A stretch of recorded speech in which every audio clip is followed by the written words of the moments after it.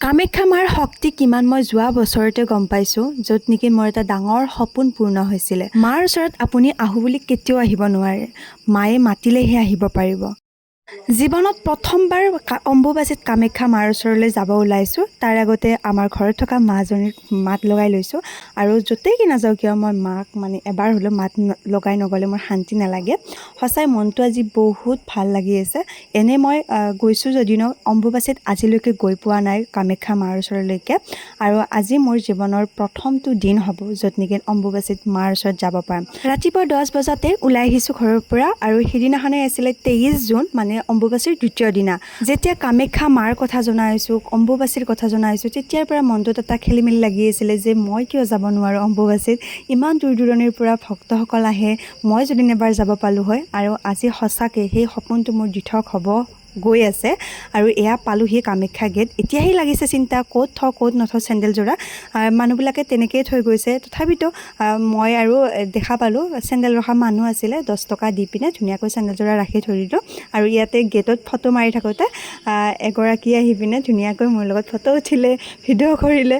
মোৰো ভাল লাগিলে মনটো বহুত। বাৰু যি কি নহওক, তাৰে পিছতে ইয়াক খালী ভৰিৰে যাত্ৰা আৰম্ভ হৈ গ'ল। প্ৰথমতে ভাবিছিলোঁ খালী ভৰিৰে পাহাৰখন গোটেই বগাব পাৰিমনে, ইমান ওখ মই যাব পাৰিমনে। পিছে মাৰ ওচৰত মই কেনেকৈ আহিলোঁ মই নিজেই গম নাপালোঁ। কোনো ধৰণৰ কষ্টই অনুভৱ নহ'ল। বহুতৰে হেনো ভৰিত বোলে জ্বলা বান্ধিছে, কিবা বান্ধিছে, কিন্তু সঁচাকৈ কম মোৰ ভালকৈ বিষো নহ'ল। মাৰ প্ৰতি যিখিনি ভক্তি, যিখিনি হেঁপাহ, সেইখিনিৰে মোৰ একোৱেই হ'ব নিদিলে, গমেই নাপালোঁ। বাৰু যি কি নহওক, সিদিনাখন আছিলে একদম সাংঘাতিক ৰ'দ, কিন্তু অকণমান আহোঁতে দিলে নহয় বৰষুণ, আৰু এলাহুলা বৰষুণ নহয়, একদম দবাপিটা বৰষুণ আহিলে, আৰু ৰৈ নাথাকি পূৰা গৈ আছোঁ। আৰু দেখিছে নহয় কেনেকৈ নালাৰ পানী বৈছে, পাহাৰৰ পৰা পানী বৈছে। আৰু এয়া গোটেই মানুহজনীয়ে মই তিতি গৈছোঁ, আৰু কিন্তু ৰৈ থকা নাই, কাৰণ ৰৈ থাকিলে বহুত দেৰি লাগি যাব, যিহেতু গৈয়ে আছোঁ।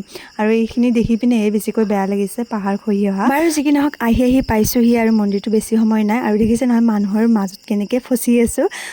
আগতে আমি যিটো ৰাস্তাৰে গৈ পিনে মাক দৰ্শন কৰিছিলোঁ, তেনেকৈ এইবাৰ যাব পৰা নাই। এটা বেলেগ ৰাস্তাৰে পাণ্ডু হৈ পিনে ঘূৰি আহিব লগা হৈছে, য'ত নেকি ৰাস্তাটো বহুত দীঘলীয়া ৰাস্তা। পাই গ'লোঁ মাৰ ওচৰ। সঁচাকৈ এইখিনি সময়ত একদম সাংঘাতিক শক্তি পাইছোঁ ৰাইজ, ভাষাৰে বুজাব নোৱাৰোঁ। মায়ে সকলোকে ভালে কুশলে ৰাখক, এইখিনিয়ে বিচাৰিছোঁ মাৰ ওচৰৰ পৰা। সদায় মনত ৰৈ যাব মোৰ জীৱনৰ এইটো দিন। সঁচাকৈ বহুত হেঁপাহেৰে আহিছিলোঁ, আৰু মাৰ আশীষ লৈ পিনে এতিয়া ঘৰলৈকে গৈ আছোঁ। আৰু কি জানেনে, ৰাস্তাত ৰাইজক একেবাৰে অসুবিধা হ'বলৈকে দিয়া নাই। ধুনীয়াকৈ পানীৰ যোগান বা অন্য বস্তুৰ যোগান ধুনীয়াকৈ ধৰিয়ে আছিলে। আৰু চাওকচোন, আমি আহিছোঁ এতিয়া আৰু বহুত ৰাইজ গৈ আছে। মাৰ আশীৰ্বাদত ধুনীয়াকৈ চেণ্ডেলযোৰাও পাই গৈছোঁ, আৰু এয়া ঘৰলৈ উভতিছোঁ। আৰু অম্বুবাচীৰ প্ৰথম অভিজ্ঞতা মোৰ ভালদৰে পাৰ হ'ল, আৰু আজিৰ ভিডিঅ'টো ইমানখিনিয়ে। বাই।